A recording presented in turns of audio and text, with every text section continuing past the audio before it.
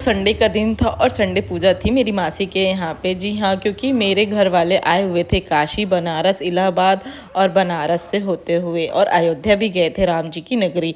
फिर वहाँ से इन्होंने गंगा जल लाया और गंगा मैया के लिए पूजा रखवाई संडे को, जिसमें सारी फैमिली आए हुए थे, क्योंकि सारी फैमिली गए भी तो हुए थे, जिसमें मैं नहीं गई हुई थी। फिर गंगा मैया की बहुत अच्छे से पूजा हुई मेरी मासी के घर पे। बहुत अच्छे से इन्होंने पूजा किया और पंडित जी ने बहुत अच्छे से मंत्र का उच्चारण किया और पूजा समापन होते हुए हमारा खाना पीना चालू हो गया।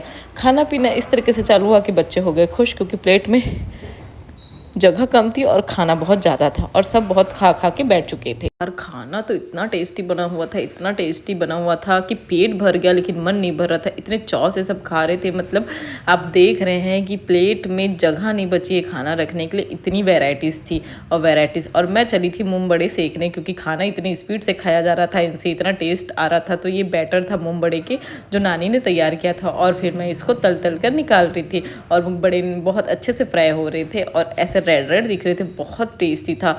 और उसमें था पूड़ी और उसके बाद थे पापड़। तो ये सब मैं तल के निकाली थी। फिर खाने में था सलाद और पूजा इस तरीके से समापन हो गई थी। फिर क्या हमने बड़े लगाए, ये दाल बना हुआ था, पालक दाल बना हुआ था, मूंग के बड़े बने हुए थे, पूड़ी बनी हुई थी, पापड़ बना हुआ था, मिक्स वेज की सब्जी बनी हुई थी, टमाटर की चटनी बनी थी, गोभी भाजी तक बनी हुई थी, जो छत्तीसगढ़ का एकदम फेवरेट होता है। और खीर का भाई क्या ही कहना, खीर तो इतना टेस्टी बना था कि पूछो ही मत। फिर क्या वहाँ से खाना वाना खाया और पूजा वूजा ख़त्म हुई और फिर मैं वहाँ से निकल गई। फिर क्या यार देखा, मैंने रास्ते में देखा कि बस्तर से कुछ लोग आए हुए हैं और बस्तर मेला लगा हुआ है यहाँ पे काफ़ी अच्छा सा। और यहाँ पे बस्तर की ऑथेंटिक चीज़ें बनी हुई हैं, साड़ी है, इवन धूप है, मतलब बहुत सारी चीज़ें हैं जो वहाँ की ज्वेलरीज हैं जो मेल और फीमेल्स पहनती है वहाँ पे डांस करते वक्त।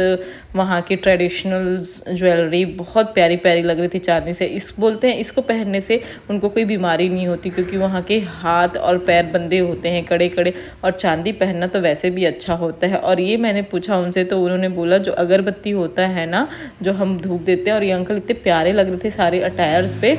और ऐसे छत्तीसगढ़ में इसका पूरा एग्जीबिशन लगा हुआ था जो बहुत प्यारा लग रहा था। एक छोटी सी बच्ची ने मुझे बताया कि ये देखो ये हैंडमेड बैग्स हैं, तो ये बहुत प्यारे लग रहे थे। ऐसे करके हुए बैठे हुए थे सभी, जो बहुत अच्छा लग रहा था मुझे। तो आप भी बताइए कि आपको भी कैसा लगा मेरा ये ब्लॉग। और मेरे चैनल को लाइक, सब्सक्राइब एंड शेयर करना मत भूलिएगा, क्योंकि मैं आपको बस्तर की ऑथेंटिक एंड ट्रेडिशनल चीज़ें दिखा रही हूँ। सो बाय बाय, मिलते हैं नेक्स्ट ब्लॉग पे।